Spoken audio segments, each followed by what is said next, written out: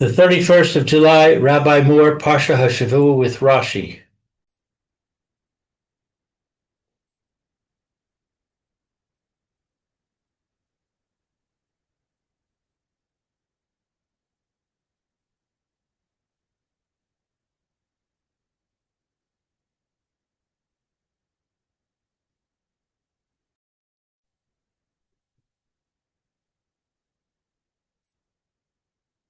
Okay. Can you hear me, Rabbi? Oh, nice. Just gonna ask. Good. Fine.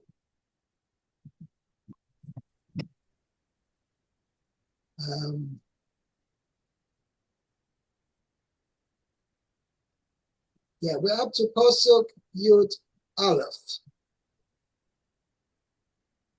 I can't remember whose turn it was. Who read Pasuk Yud? I already read Yud Aleph.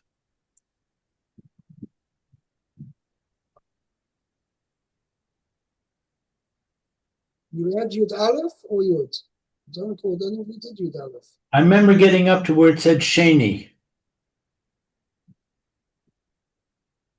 That is Yud Aleph. I don't recall doing the Rashi there.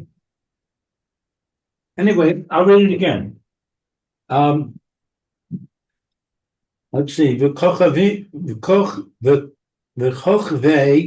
Oh, so that is Pasuk Yud.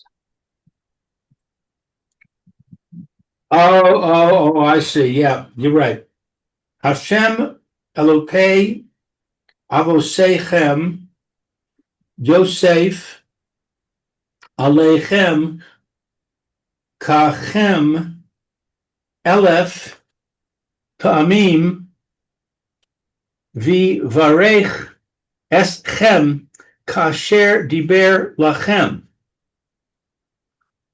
Okay, so may Hashem, the God of your forefathers, add to you 1,000 times yourselves. They increase, in other words, 1,000-fold. And bless you as he has spoken of you. Right. Regarding you. Okay, Rashi says, Yosef Aleichem Techem Elef Pa'amim. Mahu Shuv Vivarech Eschem Kasher Diber Lachem. What is meant by stating again, and bless you as he has spoken of you? Right. Ella Amru Lo, but rather. he said to them, he said to him, Moshe Atah. He said to them. Sorry, first they said to him, yeah. They, the Jewish people, said to him. Right. They said to him, Moshe, you are putting a limit on our blessings. Kavar Hiv Tiach Hakadosh Baruch Hu Es Avraham. Hashem already blessed Avraham. Asher im yuchal ish limnos v'gomer. So that if one can count the dust of the earth, then your offspring too can be counted. Now, that's a lot more than 1,000 times 600,000, which is 600 million.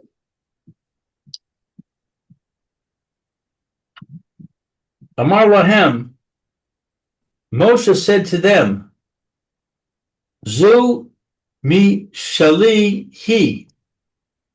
This blessing is from that which is mine. Aval hu yivarech eschem. But he shall bless you, kasher diber lachem, as he spoke of you.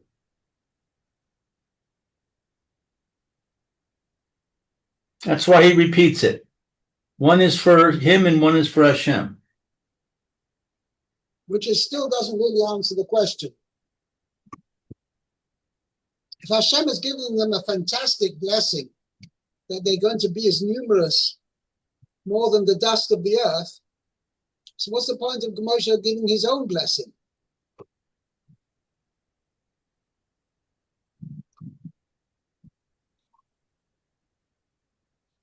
That's kasha number one.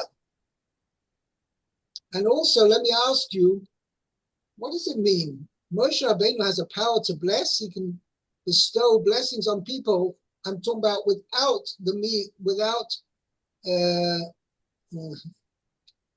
how should we say, without the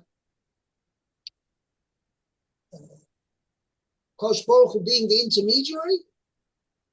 I mean, how can a person say, you go to a tzaddik, he says, may I give you a blessing, you have many children. What does that mean? I'm going to pray to HaKadosh Baruch Hu that you should have many children. That's what it means.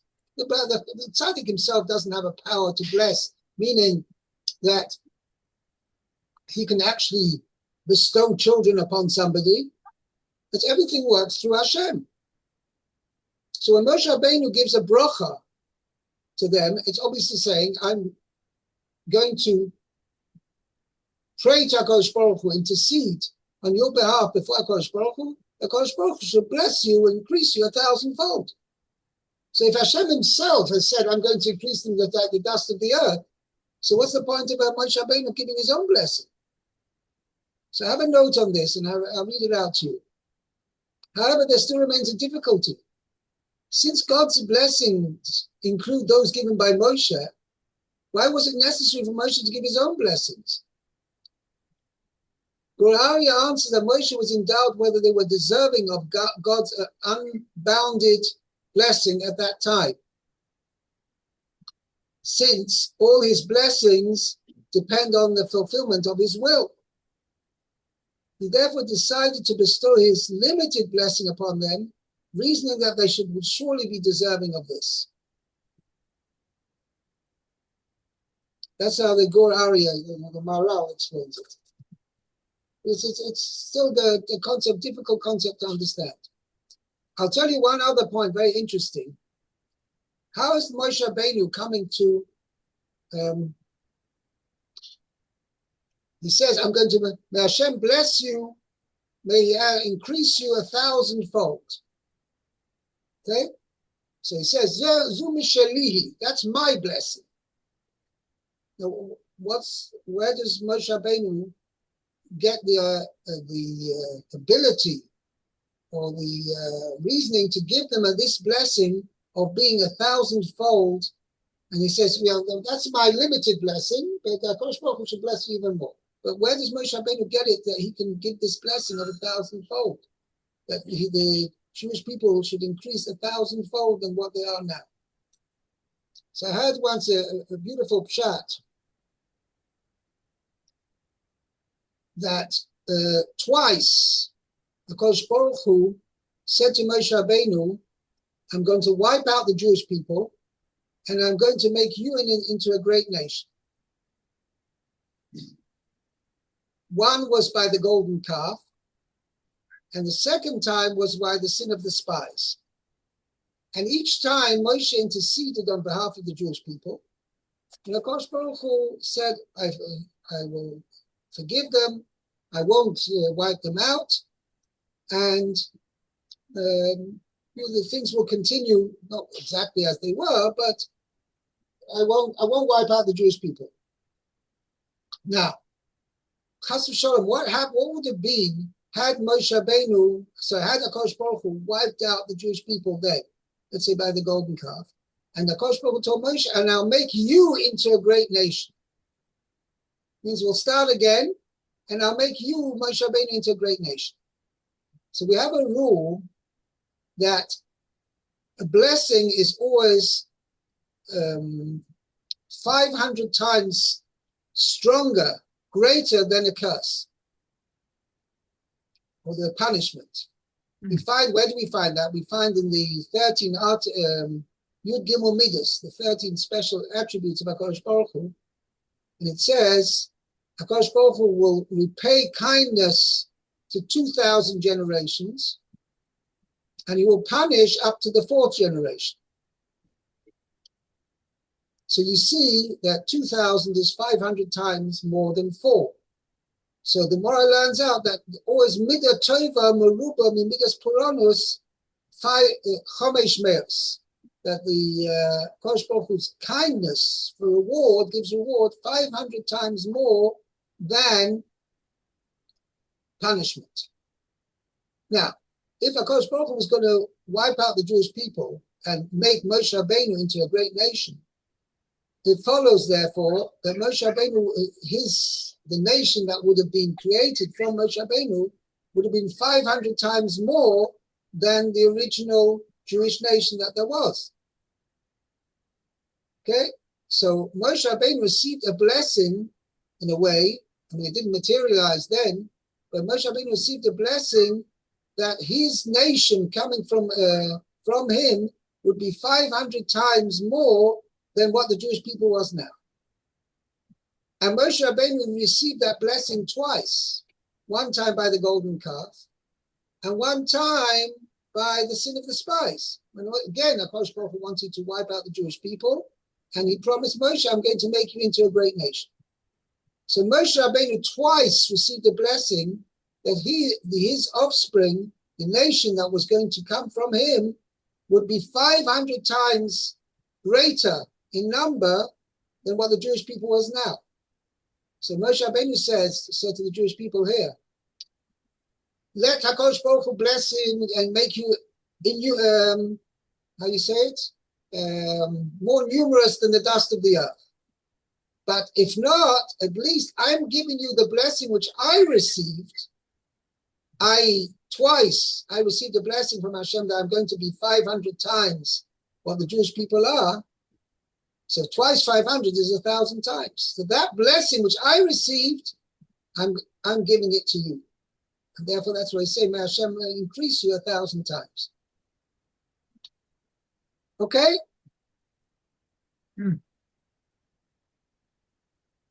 Fine, let's go on. Meir, what's it Yud base? Yud bet, okay. It says, Echa esalavadi tarchachem umasachem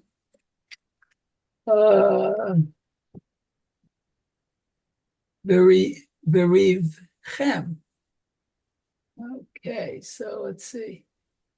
How can I alone carry your trouble and your burden and your quarrels? Oh. Okay. So Rashi says, let's see, Eicha esalavadi, how can I carry alone? In Omer, if I were to say, L'kabel sachar, that I would carry your burdens in order to receive reward. Oh, Right? lo uchal, I would not be able to. Zohi she'amarti lachem. This is what I said to you. Lo me'atzmi ani omer lachem. It is not on my own that I tell to you, Ella mipi HaKadosh Baruch Hu, but it's from the mouth of Hashem.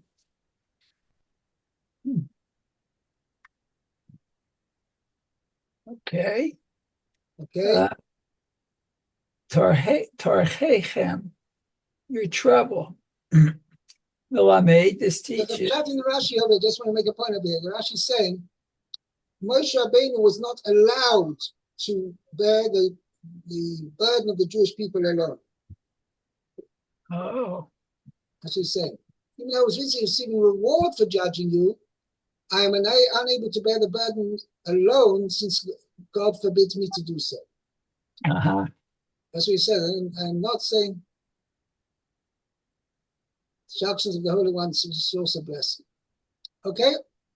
Okay. Torchem, Tarchechem, your trouble.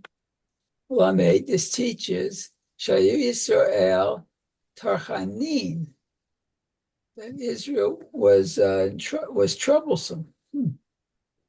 Haya echad mehem ro'eh et bal dino. So if one would see, meaning one litigant would see if one litigant would see what another, that his disputant or his opponent, in the Beit Din, okay. that he was winning the case. In the case, okay. Omer, he would say, Yeshli edim lahavi. I have witnesses to bring. Yeshli rayot lahavi. I have proofs to bring. Mosi ani alechem dayanim. I am adding judges to you. Yeah. Meaning that the litigant has a right. So you always have a minimum of 3 dayanim. But if the circumstances call for it, either side can say, oh, I know I want to extend the number of judges to 5. And then each side chooses another judge, and they can join on with the original 3. Kopanim, this guy sees he's about to lose the case, so he says he comes up with all kinds of excuses. Okay. And then Masa Echem, your burden. Lamed, this teaches Shahayu Afikorsin. Oh, you were heretics. They were. Huh.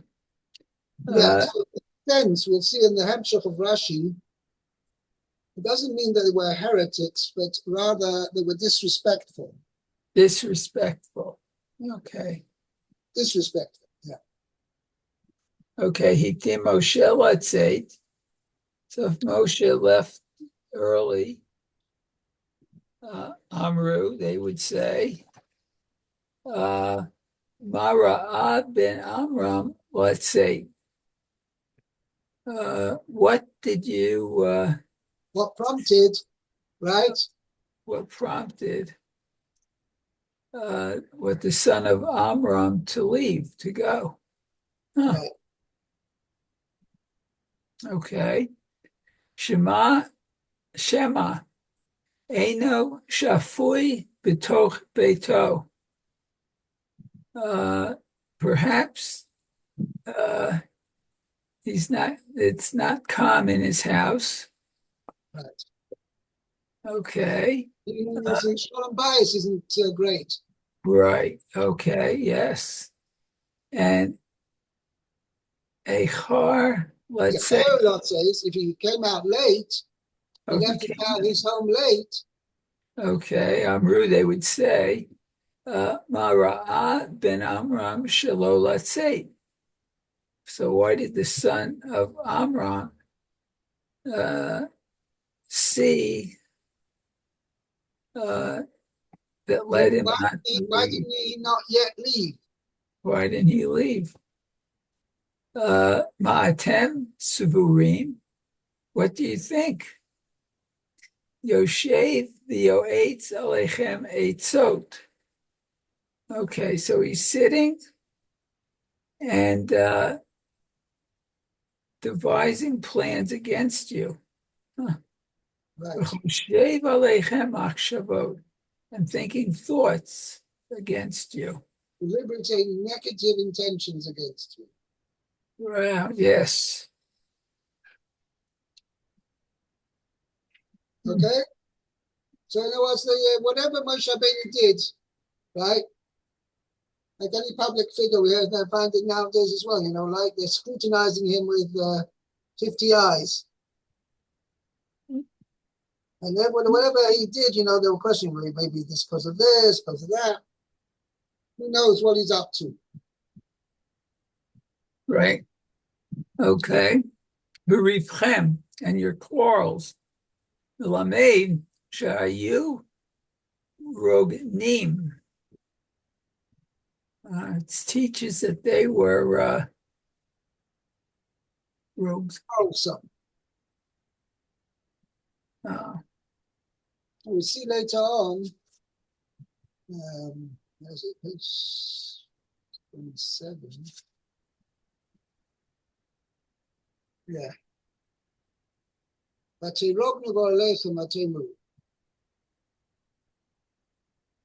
Complaining. Oh, complaining. Yeah, that means they were slandering.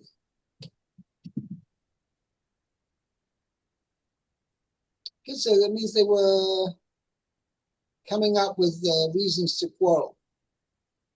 Uh-huh. Okay. Let's go on to Pasuk Yud Gimel.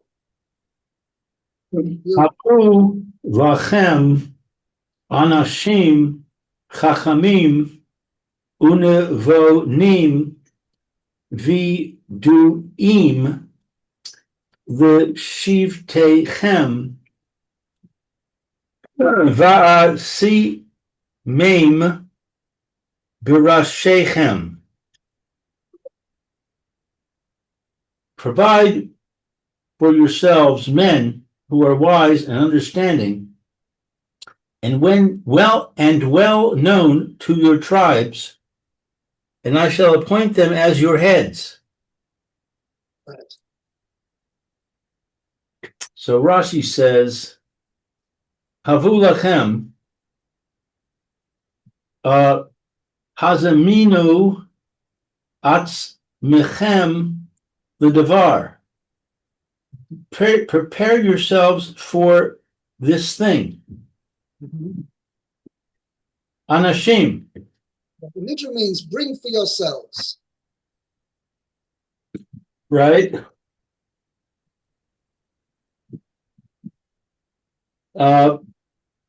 V'chi sa'aleh al dattecha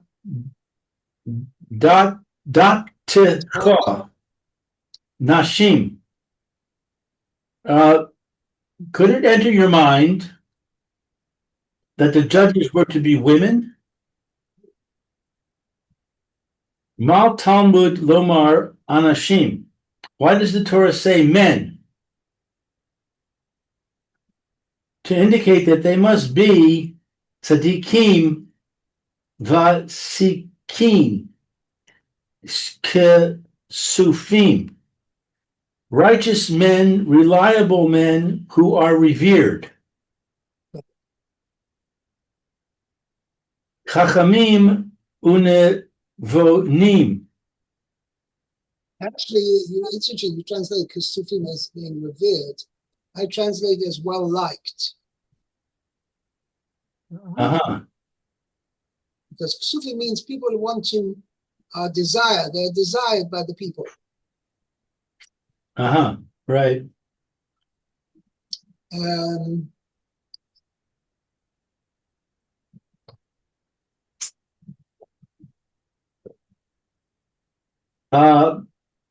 Mevinim davar mitoch davar.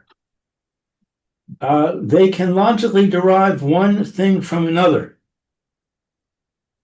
Zehu she sha'al Arios es Rabbi Yosef. This is what Arios asked Rabbi Yossi. Ma bein chachamim lin vonim. What is the difference between those who are wise and those who are understanding? Chacham doma l'shulchani asir. Ashir. Ashir. So Rabbi Yossi answered him and he said, one who is wise is like a rich money changer. Kishem vi'im lo dinarim liros. When they bring him dinars to examine, ro'eh, he examines. Uke she'ein mevi'in lo. And when they do not bring him money to examine, Yoshev v'soheh, he sits and wonders. It means he sits idly. He sits idly. Navon domeh l'shulchani tagar. One who is understanding is like an enterprising money changer. Kishe mevi'in lo ma'os liros. When they bring him money to examine, ro'eh, he examines. Ukishe'ein mevi'in lo, and when you do not bring it to him, hu michazer umevi mishalo. He goes about and brings in business on his own. Right. Meaning, nobody wants their money appraised, so I'll find something else. He deals in something else.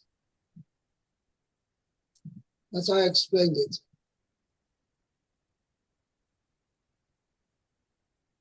Okay.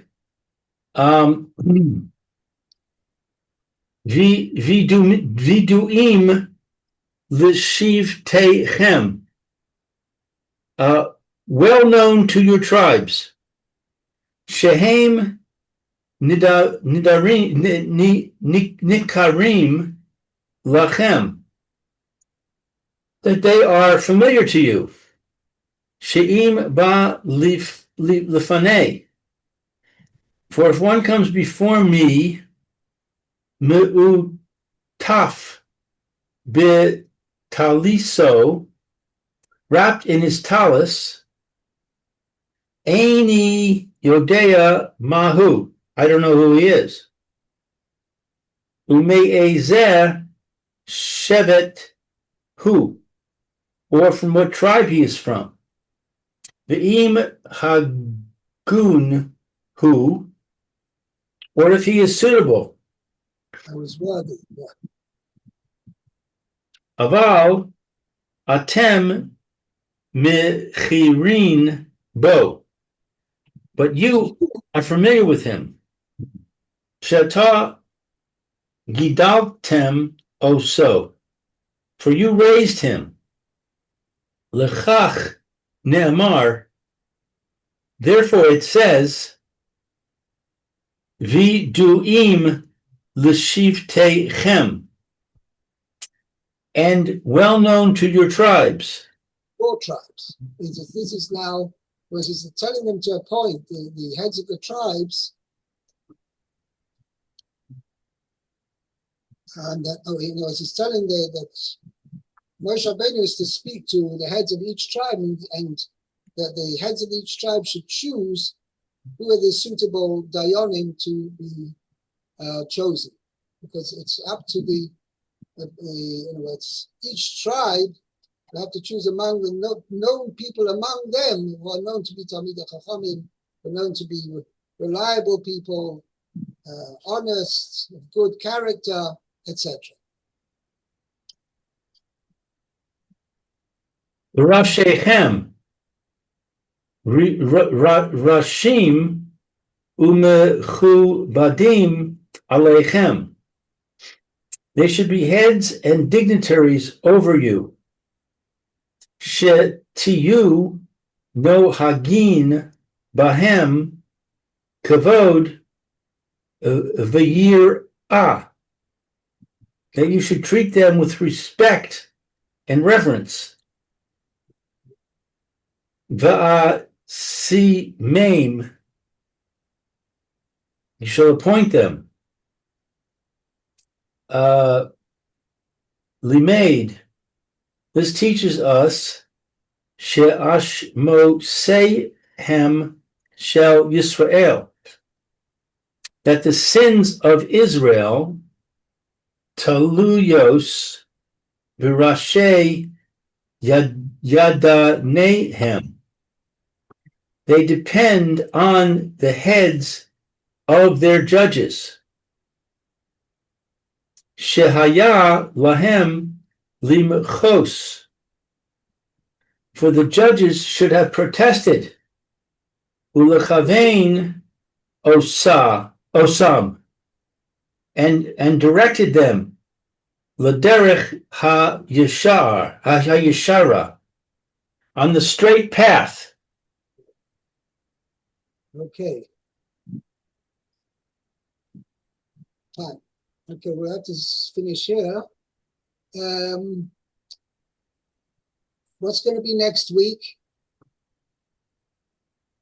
I talked with the rabbi first, and he said he's going to do the same thing we've done in the past. He's going to learn from 9:30 to 10:30. Okay. I haven't talked with Rabbi Levitt yet, but I assume he'll go from 10:30 to 11:30. Okay. I'll tell you what, I'll speak to you on Monday. Sunday's Tisha B'Av. I'll speak on Monday. I will speak to you early in the morning. So you stay, first class starts at 9:30. So Right. I'll send you an email. Okay? All right, so what, you're going to call me? I'll call you, yeah. Okay. I'll send you an email. Or send me an email. Okay, that's great. Have a good Shabbos. Okay. Good Shabbos. Shabbos. Do well. Meaningful fast as well. Yes. Okay, do well.